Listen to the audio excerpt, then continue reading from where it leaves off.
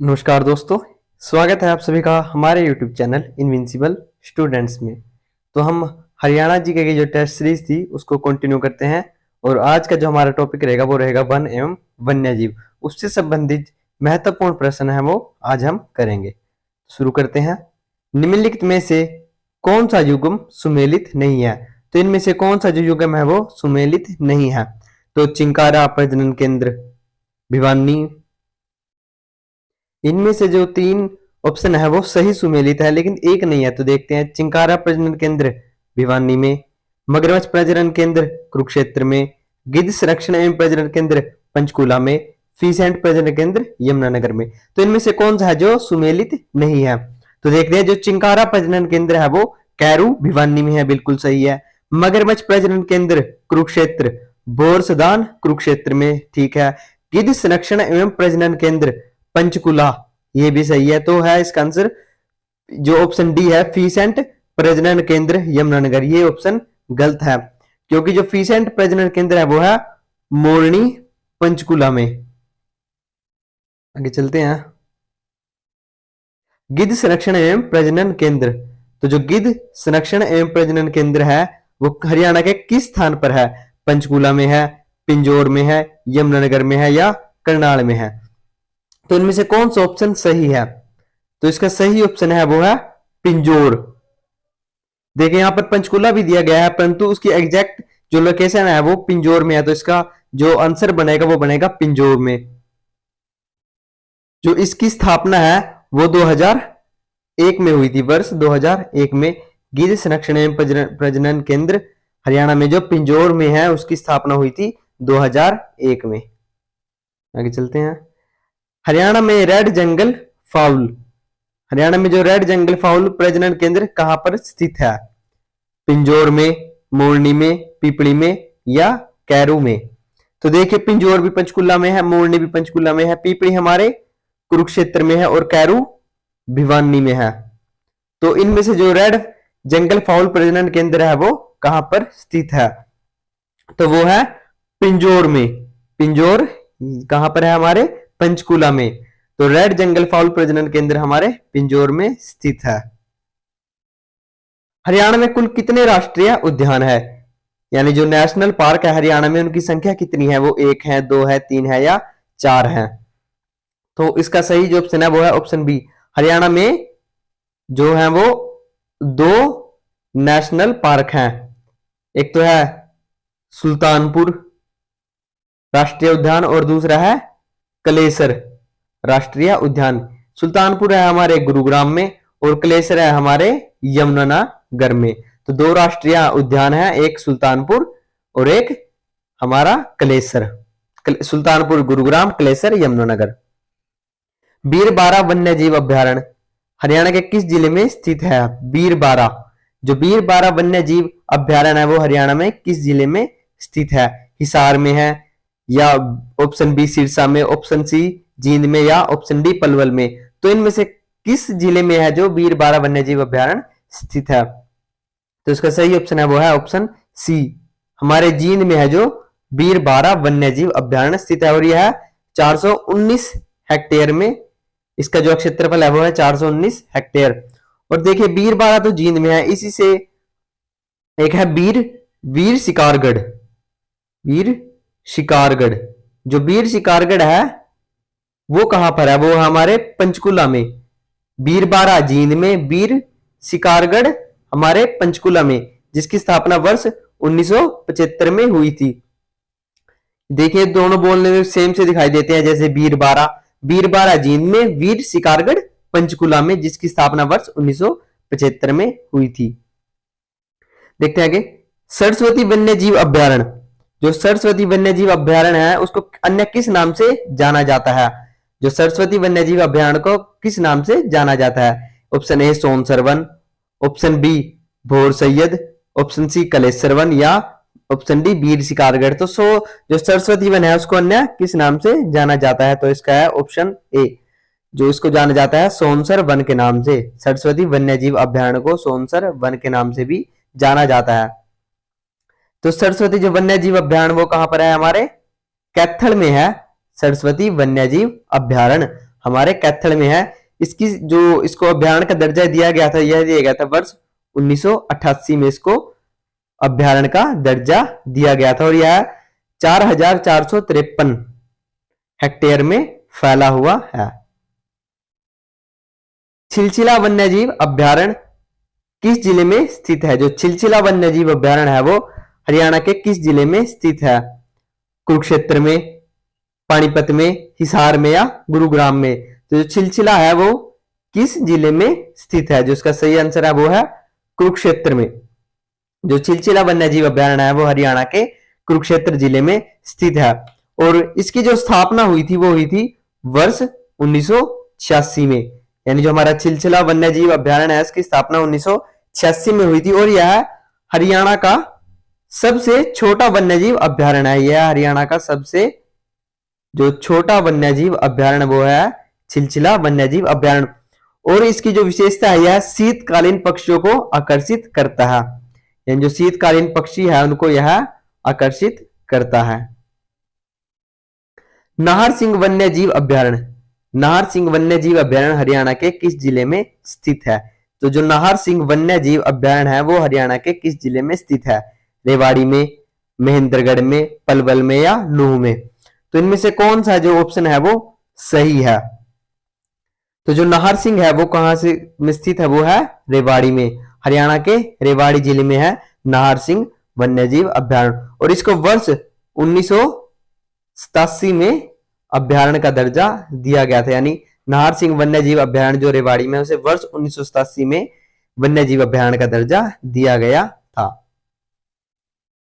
सरस्वती वन्यजीव अभ्यारण्य किस जिले में अवस्थित है? यानी जो सरस्वती वन्यजीव अभ्यारण्य है यह इससे संबंधित प्रश्न अभी पहले भी आया था। जो सरस्वती वन्यजीव अभ्यारण्य को अन्य किस नाम से जाना जाता है तो था सोनसर। तो यह किस जिले में स्थित है? यह है हमारे कैथल जिले में स्थित है सरस्वती वन्यजीव अभ्यारण्य और कब इसको 1988 में वन्यजीव अभ्यारण्य का दर्जा दिया गया था। चलते हैं, निम्न में से किस जिले में कलेसर वन्यजीव अभ्यारण्य स्थित है? यानी जो कलेसर वन्यजीव अभ्यारण्य है वो किस जिले में स्थित है?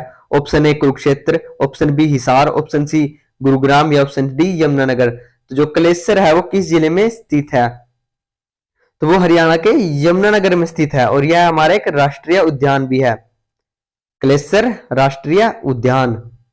तो हमारे कहां पर है? यह यमुनानगर में हमारे स्थित है कलेसर राष्ट्रीय उद्यान और यह राज्य के पूर्वी भाग में स्थित एक राष्ट्रीय उद्यान है। अगर इसको पूछा जाए कि किस भाग में है तो यह राज्य के पूर्वी भाग में है और इसका क्षेत्रफल कितना है? 46 किलोमीटर में यह फैला हुआ है और यह गिरिपद क्षेत्र में है। यानी गिरिपद क्षेत्र यानी जो पर्वतों के पैर हैं, जो शिवालिक, जहां हिमालय पर्वत खत्म होता है, शिवालिक पर्वत के बाद जो गिरिपद है उस क्षेत्र में यह स्थित है। और इसकी एक विशेषता यह है कि जो ये राष्ट्रीय उद्यान है इसकी सीमा 3 जो राज्यों से मिलती है। अगर ये प्रश्न पूछ लिया जाए कि हरियाणा के किस राष्ट्रीय उद्यान की सीमा 3 राज्यों से मिलती है तो उसका आंसर होगा कलेसर जो राष्ट्रीय उद्यान है उसकी सीमा 3 अन्य राज्यों से मिलती है। एक तो इसकी सीमा मिलती है हिमाचल प्रदेश से, एक मिलती है उत्तराखंड से और एक मिलती है उत्तर प्रदेश से। तो जो एक कलेसर राष्ट्रीय उद्यान है इसकी सीमा इन 3 राज्यों से भी मिलती है और जो इसका नाम है वो कलेश्वर शिव मंदिर के नाम पर पड़ा है। जो कलेश्वर शिव मंदिर है वहां पर उसके नाम पर इसका नाम कालेश्वर राष्ट्रीय उद्यान पड़ा है और इसकी स्थापना कब हुई थी? वर्ष 2003 में इसको राष्ट्रीय उद्यान का दर्जा दिया गया था। यानी वर्ष 2003 में कलेश्वर को है जो वो राष्ट्रीय उद्यान का दर्जा दे दिया गया था। और एक प्रश्न यह भी पूछा जाता है कि हरियाणा के किस वन से है जो हमारी यमुना नदी बहती है? यानी किस वन से निकलती है? तो है कलेसर, इसके अंदर से जो है वो यमुना नदी बहती है और यह किसके लिए प्रसिद्ध है? यह है लाल जंगली मुर्गी के लिए। जो लाल जंगली मुर्गे हैं उनके लिए यह राष्ट्रीय उद्यान प्रसिद्ध है। यह इसकी स्थापना हुई थी 2013 में, इसको दर्जा भी दिया गया था और लाल जंगली मुर्गों के लिए प्रसिद्ध है। यमुना नदी से प्रवाहित होती है, हिमाचल प्रदेश, उत्तराखंड और उत्तर प्रदेश के साथ इसकी सीमा लगती है और यह राज्य के पूर्वी भाग में है और शिवालिक के गिरिपद में है और कलेश्वर शिव मंदिर के नाम पर इसका नाम पड़ा। आगे चलते हैं। जो हिरण उद्यान है राज्य के किस जिले में स्थित है? जो हिरण उद्यान है वो किस जिले में स्थित है? ऑप्शन ए हिसार में, ऑप्शन बी कैथल में, ऑप्शन सी रोहतक में या जींद में। तो किस जिले में है जो हिरण उद्यान स्थित है? तो इसका ऑप्शन है हिसार, ऑप्शन ए में हिसार में हिरण उद्यान स्थित है और यह 48 एकड़ में फैला हुआ है। और यहां पर किसके लिए प्रसिद्ध है? कृष्ण मृग, चित्तीदार जो मृग हैं और सांबर, उनके लिए यह उन हिरणों के लिए प्रसिद्ध है। भिंडावासा वन्य जीव अभ्यारण्य, भिंडावासा वन्य जीव अभ्यारण्य हरियाणा के किस जिले से संबंधित है? जो भिंडावासा वन्य जीव अभ्यारण्य है वो हरियाणा के किस जिले से संबंधित है? Option A Rewari, option B Jhajjar, option C Faridabad या ऑप्शन डी गुरुग्राम। तो इनमें से किस जिले से है जो भिंडावासा वन्यजीव अभ्यारण्य है?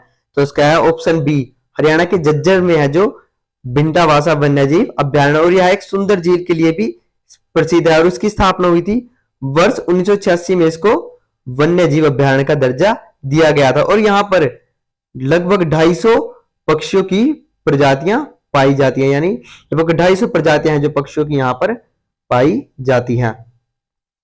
तो जानते हैं सुल्तानपुर को जलीय पक्षी हेतु आरक्षित क्षेत्र कब घोषित किया गया? यानी जो हमारे दो राष्ट्रीय उद्यान है, एक तो कलेसर और एक सुल्तानपुर। तो जो सुल्तानपुर है वह पहले एक पक्षी अभ्यारण्य था, तो इसको किस वर्ष है जो पक्षी अभ्यारण्य का दर्जा दिया गया था? 1972 में, 1971 में, 1970 में या 1975 में? तो उसका सही है जो ऑप्शन बी 1970 में है जो इसको पक्षी अभ्यारण्य का दर्जा दे दिया गया था। यानी वर्ष 1971 में जो हमारा ये सुल्तानपुर पक्षी विहार है उसको दर्जा दिया गया था और इसको अन्य एक नाम से जाना जाता है सलीम अली पक्षी विहार। जो सलीम अली है वो बर्ड मैन ऑफ इंडिया के नाम से भी जाने जाते हैं। सलीम अली पक्षी विहार, सुल्तानपुर का अन्य नाम है जो है सलीम अली पक्षी विहार। और जो इसको पक्षी विहार का दर्जा दिया गया था तो एक IUCN के एक सदस्य थे पीटर जैक्सन, तो वो इस क्षेत्र में घूमने आए हुए थे। तब उन्होंने देखा कि यहाँ पर पक्षियों की कुछ अलग ही प्रजातियां हैं। तो उस समय हमारी जो PM थी वो थी इंदिरा गांधी। तो इन दोनों के सहयोग से इसे 1971 में जो है राष्ट्रीय पक्षी अभ्यारण्य का दर्जा दिया गया था और वर्ष 1991 में इसे राष्ट्रीय उद्यान का दर्जा दिया गया।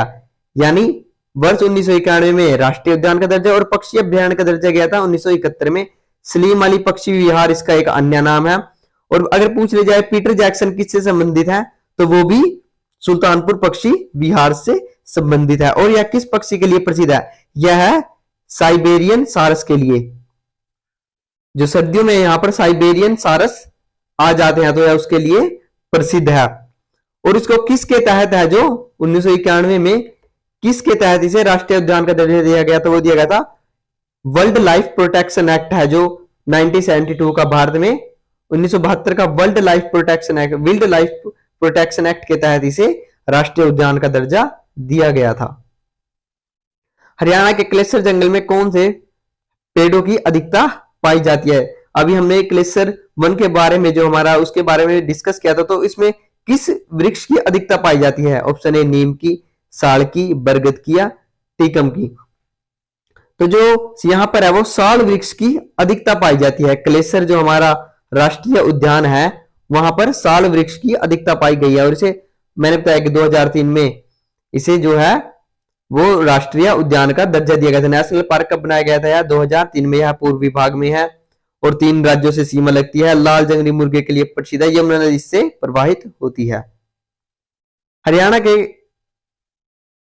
हरियाणा में निम्न में से किन जिलों में उष्ण कटिबंधीय शुष्क पतझड़ वन का विस्तार है? तो किस जिलों में है जो उष्ण कटिबंधीय शुष्क पतझड़ वन इनका विस्तार है? ऑप्शन ए भिवानी में है, सोनीपत में है, गुरुग्राम में है या इन सभी जिलों में?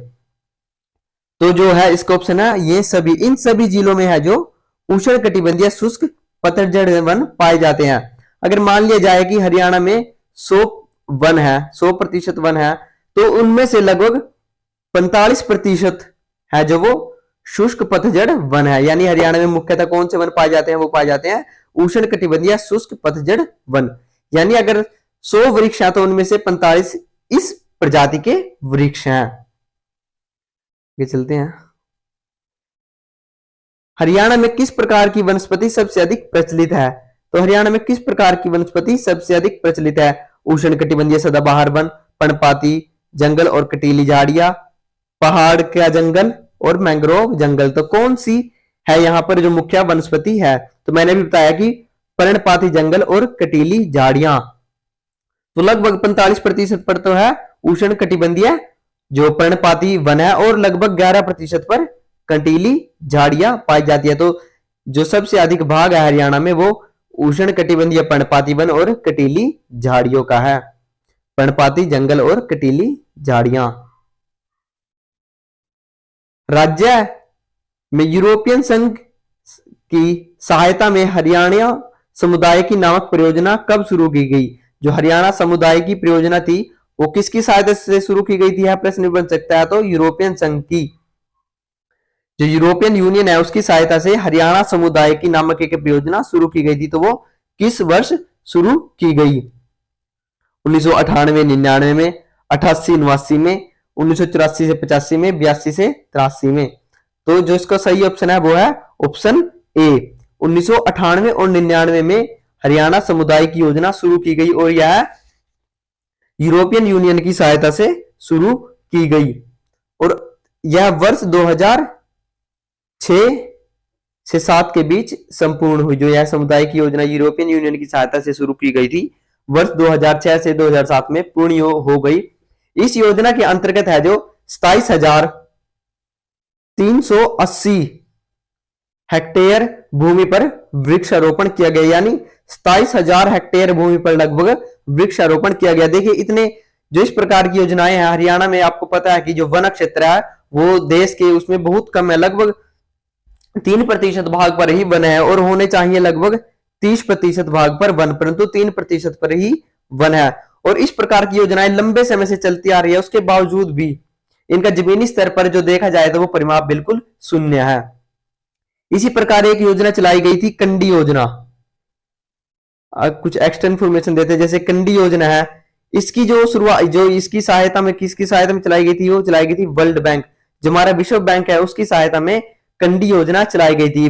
देखते हैं इसके अंदर आते हैं वन को बढ़ाना, कृषि, पशुपालन और बागवानी, इन 4 चीजों को समग्रित यानी इन सबको बढ़ावा देना इस योजना का उद्देश्य था।